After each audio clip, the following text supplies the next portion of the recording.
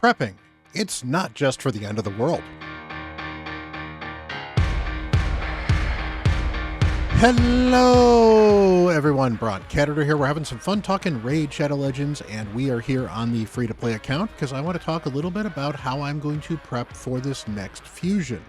There's been some people that have talked about some of the fusion struggles they have had. I have heard people talk about how they have trouble doing some of the automated stuff because they aren't using things like RSL Helper, which, to be fair, I wasn't using RSL Helper for some of the first things I was doing, not necessarily on this account, but on my main. So there are plenty of ways to get around doing that. So we'll talk a little bit about some of those ways you can prep, but we'll also talk about some of the things I like to do to hedge my bets to make sure that I am in a position to do a fusion. We'll talk about shards, we'll talk about gems, we'll talk about chickens, we'll talk about all kinds of fun stuff. So strap on in, this should be a lot of fun. Put those guns down as well, please. This is not about the end of the world. And again, thank you for Raid for sponsoring this video. So first of all, one of the best things that you can do while you're in between a fusion is to work on things that get you some extra rewards. Specifically, I have been working on my Marius missions and my Ramantu missions. Now, Ramantu, I am kind of stuck because Doom Tower Normal is not the one I've been working on right now because I am looking to farm some Dark Fae, so I have beelined it for the hardest part of Dark Fae. That's also going to get me a Sacred Shard as well. But on the Marius missions, I literally just finished the final first leg of the Marius missions. That got me a Sacred Shard. It actually got me 500 gems, which I was not expecting. I will get this done on Friday or Thursday night whenever this opens up for Force. So that's going to be some additional free energy for me as well.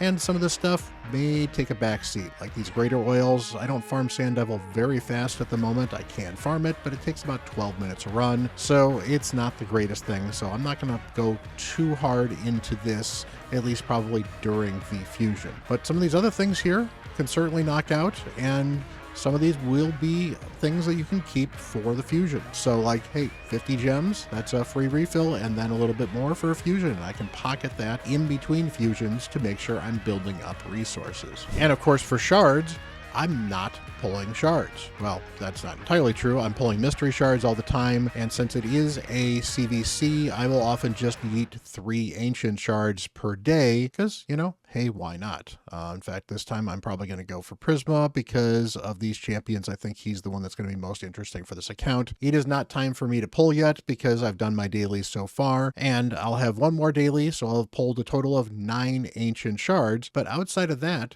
save your shards. And even then, it's not something you have to do. It's something I find the luxury of doing, and I enjoy doing it. And, you know, I can still get a bunch of really good epics on this account, so it makes some sense for me to possibly do that. On a late game account where you're getting these shards a lot easier because you're running more dungeons and more other places where you can farm them. On my main, I've gotten a ton of ancient shards just from farming stuff and getting them randomly. You're going to have plenty to dump 3, 6, or 9 of them for an event just for a random chance. We also have the Remnant Summon here that I've been saving. I have not yeeted one of these yet, so that is going to be for a champion chase, as well as, of course, the Fragment champions. You've probably heard this advice before, but Yannicka here, she's going to be 500 points for the champion chase. This Remnant Summon is at least 250 points towards the champion chase. This Broadmaw one right here, where I can do at least 1, if not 2 Broadmaws, that's 350 points each for a Broadmaw. I could certainly start saving some Relic Keeper stuff. In fact, it looks like I've got some Relic Keeper stuff right here. I mean, I don't want to sacrifice that particular Templar because he is a fully 6-star whatever else built out, but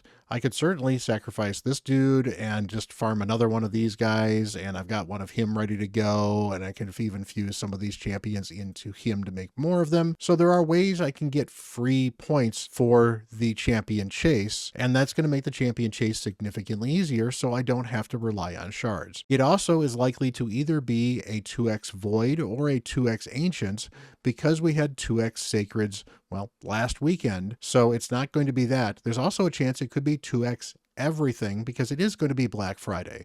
But in general, you're looking to save shards. You're going to need sacred shards for the summon rush is one of the best ways to deal with this. But I've got a decent amount of mystery shards, and if I have 4 sacreds, which I will have 1 more of them because I'll have Doom Tower done, well, with 4 sacreds and 1,000 mystery shards, I should be able to at least get the minimum number of points for the fragments. If not, maybe get the extra stuff if I have to push just a little bit further. But I don't have to. I'll just have to be a little more on the ball for the fusion if that's how I choose to do it, if I don't get a lot more sacred shards. One of the other places where it is very difficult to do these fusions, I often find, is champion training.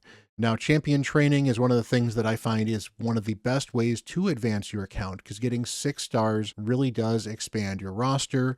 It expands what you can do, and it helps you out in everything from different faction wars floors to, of course, it's going to help you on Centranos, as well as the secret floors of the Doom Tower for getting some of those quests done as well, and in unlocking some of those champions, and therefore having more fragment champions to summon as well. Being able to expand my roster, very, very helpful. As you can see here, I've got champions I'm certainly working on training regularly for the upgrade level, but if we go to upgrade rank, I've got a couple of 5 stars here that are ready to 6 star. I have 6 chickens. On top of that, I actually have 3, champion chickens made, so I should make almost 2 6 stars during the first champion training. And all these guys that are just leveled up and they're ready to go to level 20 or 2 star, 3 star, 4 star here, they're sitting there waiting for a champion training event. And then I will use some of these chickens and I'll use that champion training event. But I also am not just randomly using my potions to just randomly level up champions. I am saving them. I am strictly saving them. And then for champions that I have pulled that I haven't had a chance to level up yet, like this dude right here, he's level 1. I'm going to throw some potions in him, or I should say some brews in him, and I'm going to get him up to level 25, which is 24 levels of 4-star points for the champion training event. And that's a great way to do that. On top of that, I'll have a bunch of reserve gems and some energy available, because then I will run some campaign as well. And campaign is a good way I can do champion training as well as dungeon divers or gear hunters or whatever they're going to call it nowadays, because it's a good way to get some additional gear, some additional silver while training up your champions. Is it the best use of energy for dungeon divers? No. But it is a good use of it if you're already going to be doing it anyway for the champion training. And it means that oftentimes you're not just running a dungeon that you've already completed the tournament for just to run that dungeon to be able to get the appropriate points. Speaking of dungeon tournaments, that's one of the things that is actually worth taking a look at as far as just what you're going to do for the events. Depending on how resource starved you are is going to depend on what floors you might think to farm for these particular dungeons. But there's a little more than that as well. Oftentimes, the most efficient place to farm as far as getting points for the different events and tournaments is stage 20. And stage 20 is good just because of the amount of energy you spend versus the amount of points you're going to get out of it. So from a pure energy standpoint, that is the best place to be farming if you're looking to minimize your amount of energy expenditure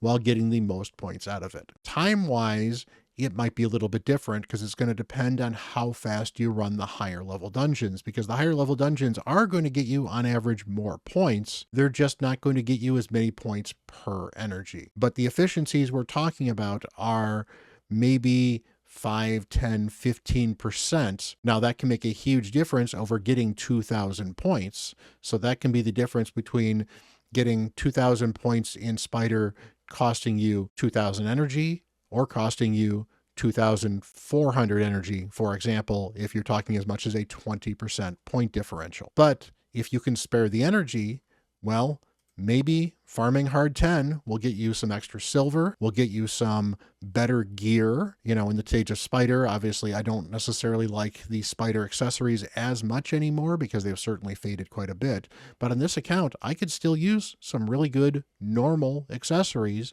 because I just need more good accessories. And it's one of the few ways I can farm them directly at the moment without an event dungeon. Fire Knight is always an interesting case because Fire Knight has some of the best gear. So sometimes you want to farm higher levels to give a better chance at farming good gear. Well, the other problem you often have is stage 20 is force affinity, so that's often difficult for some people to deal with, particularly if you're using an allure team, because allure is bad affinity for this as well. So is stage 24, which is also more efficient than stage 25, but not quite as efficient as stage 20. So stage 24, another good one to run for slightly better gear, Or hard 10, not too horrible, but not a lot of people are running hard 10 in Fire Knight, for example. I'm certainly not on this account. What am I going to do? Well, I might farm stage 5, or I might go to stage 25 and just live at stage 25. The difference is, once I hit stage 25, there is no reason not to go into the hard dungeons and farm as high as you can in a hard dungeon. Until I'm at stage 25, however, stage 24 is going to be more efficient than, honestly, any hard stage, short of maybe hard 10.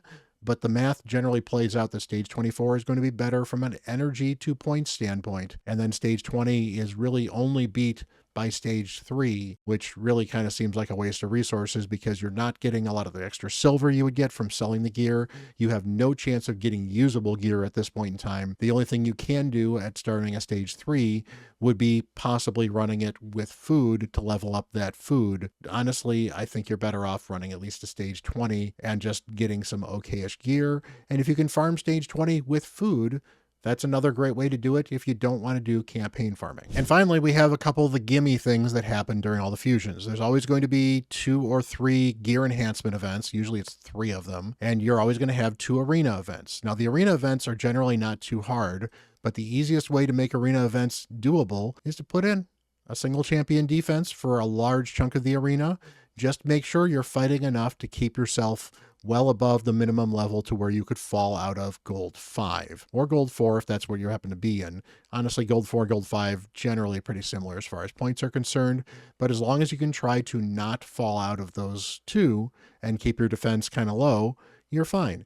Losing a few too many battles, start making your defense just a little bit harder. It doesn't have to be amazing. It just needs to be enough that you're not going to attract everybody to beat on you, and you might occasionally win one. If you need to make it more of a deterrent, that's fine. You're still probably going to lose to better champions and better teams, but if you're not losing to everybody, so you're not losing your maximum number of fights you can lose before it stops counting you going down every day, then you'll have a little bit more breathing room to keep on staying in the level you're at. But it will mean you're going to climb a little bit higher, which might make some of the fights you're going to fight just a little bit harder. Meanwhile, I know silver is a challenge for a lot of you, and there's some pretty easy fixes for silver. Right now it's CVC as of filming this thing, and one of the things I like to do during CVC is I will get some forging done when we have a PR CVC. So I've got gear I don't use a lot of. I don't use my resilience gear.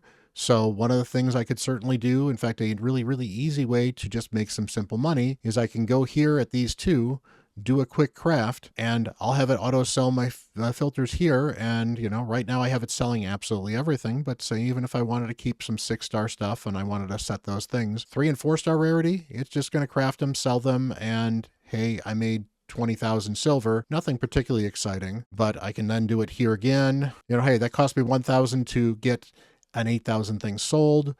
And you can sell some of these 3 and 4-star things, especially with the quick craft, really easy, get yourself some extra silver. So that got me an extra 220 silver, nice and easy. This one cost me 10,000, got me 150,000. I'm making silver, and it's a great way to make some silver. But if I wanted to, for example, just make some resilience gear, and if I'm not keeping resilience gear, we can go here. And in fact, I'll continue if I don't have storage. Let's just craft 100 of these things. That'll cost me 1 million silver, but we're going to sell everything here just to make sure. Yes, we are going to sell everything here. It's fine. And all right, so for 1 million silver, I made 4.3 million. So that made me a total of 3.3 million extra silver. I also made a ton of CVC points. I used up some of my resources so I can start farming for more of this stuff. And my silver is up to 62 million. And I was below 20 million, I think, when I started doing some of this forging. I actually was able to make almost 10,000 of these things. And I've just been forging some of this stuff and getting rid of it. And it's given me room to farm more of this stuff, which would be great. I do need to make some more perception gear as well to just kind of whittle this down a little bit. And honestly, not a bad idea to forge some of this lethal gear while it is a CVC, because hey, this lethal gear could be really good for you. But going through and forging some of the low level sets and just selling them is a great way to make a ton of extra silver and have that silver ready for you for a fusion. Or, you know, if you're not going to do it during CVC for whatever reason, do it during the fusion and just sell a bunch of stuff. Forge is a great way to make silver, and especially for the sets that you're not using a lot of, for the most part, you can just sell them. And obviously for the 3 and 4 star stuff, yeah, absolutely, just sell it. And finally, we've got the Doom Tower and the Curse City here. Well, that's where a lot of my chickens have been coming from, as well as some of the extra energy, as well as some of the extra gems, as well as books that are certainly not a bad way to keep for champion training tournaments, for example, as well. And hey, making sure you're doing Doom Tower is going to give you a ton of free resources that's going to make that fusion so much easier to do. The top levels of Doom Tower are certainly going to be more difficult for you to get the waves down. You're going to find difficult ways to get past the tournaments. Right now, in fact, I had to swap for my normal team, and I have gotten all the way to level 20 beforehand, but I swapped to this turtle team right here. And it's not the fastest thing in the world, but I can literally set this on auto climb, walk away for like 20 minutes, and when I get back, I'm at the next floor, and I don't expect this to really ever lose, because the only problem they have is there's no reviver here. But with Syl, I now have a reviver, I have additional healing, and I have somebody that also has stun that's also going to help control the enemy waves occasionally, just enough to let these turtles absolutely massacre everybody. Now, if you don't have a turtle team, that's fine. Put some of your best nukers on there with some good support champions to keep them alive. I really do like Syl for the wave climbing until you can get something like a Seer clear team. And, you know, if you have to manual some of the floors, you have to manual some of the floors. And if you have to pivot into normal, you know, better to clear normal and get the normal rewards than miss out on it entirely because you're frustrated with the hard rewards. So if you have to pivot and go down the normal stuff because you're stuck at something in hard, there's no shame at admitting defeat at a particular floor and coming back and dealing with it later. So as far as resources go and prepping for a fusion, that is how I prep for a fusion. When a fusion is running, all resources go towards the fusion. Anything else is spare, and I will consider whether or not I will use it depending on if I think it's going to cause a problem with the fusion. That includes doing things like 1+1 shard pulls if those are going to happen at some point in time. On my free-to-play, I generally will avoid those unless I know I am close to mercy and can spare the shards. Where it also talks about doing things like using your gems for energy. I do like to save those to run masteries, but oftentimes I'd like to do masteries in between fusions, or sometimes during a champion training when I know I just need a few points here or there and I can dump those gems energy there. But again, I always have a floor on how many gems I will have to make sure I can do the fusion. And as you can see, I've got 1,600 saved up over the course of a couple weeks. Some of these are admittedly from mission events. So, you know, like I said, I got 500 of them from the last mission event here. It was either the last one in the Marius one, or it was the actual one with the Sacred. I don't remember which one it was, but regardless, it was 500 gems, and that was a welcome reward, because now I'm feeling very comfortable going into this next fusion, knowing that the only thing I might struggle with is going to be the summon rush. And I have enough shards to get the summon rush done. I may have to just dip into something other than just my sacreds to do it. And you know what? If I have to do that, that's fine. If I can get a fusion out of it, a guaranteed champion is worth spending a little bit of resources for. And is this champion great? Well, the reviews seem kind of mixed. I know on this account, however, I don't have any bombers built at the moment. I only have one other viable bomber in Gaius the Gleeful. But I think having a second bomber, the two of them will pair fairly well, and those bombs will be very useful for some of the floors in hard faction wars, as well as possibly give me a good damage dealer in my Ogrin faction, which really does lack a damage dealer. So regardless, I think he's going to be helpful on this account, and if for no other reason, then he can sit in my vault as a fragment fusion and can be used in a future fusion as 500 points in a champion chase, which would make the entire fusion worthwhile. So I appreciate you guys hanging around. Hopefully this has been helpful information and helpful for prepping on how to do the fusion. I realize this video is probably coming out the day after the fusion starts, so hopefully if you wanted to do the fusion, you can prep for it and have done this prep beforehand. If you have not done a fusion before, well, this will give you some good ways to work on making sure you can do fusions in the future. Honestly, I believe that anybody can get a fusion done if you can spend the time and the effort to do it, and I realize that time is certainly one of the components of that. So hey, not everyone's going to have the time to do every fusion. That's fine. If you can't do the fusion, or you just don't want to do the fusion, don't let FOMO rule your life. Play the game, have fun, and do what you need to do to enjoy and have fun playing Raid Shadow Legends. Hit that like button and hit that subscribe button if you found this absolutely helpful. You guys are one of the best communities in Raid. Much love. Appreciate all of the support. Have an absolutely wonderful day. Have a wonderful weekend. Have a great holiday if for some reason you don't see any of my videos between now and like Thanksgiving for the US. And until the next video, I am Bront, CatHerder.